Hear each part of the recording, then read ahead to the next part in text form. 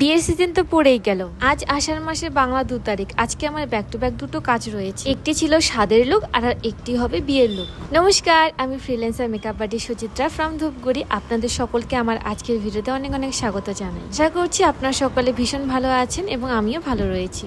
আজ আষাঢ় মাসের বাংলা 2 তারিখ এবং ইংরেজি 17 জুন। আজকে আমার ব্যাক টু ব্যাক দুটো কাজ রয়েছে। প্রথম কাজটা আমার বাড়ির পাশেই ছিল, যেটি ছিল স্বাদের অনুষ্ঠান। তো স্বাদের অনুষ্ঠানে আজকে একটা পার্টি মেকআপ লুক হবে।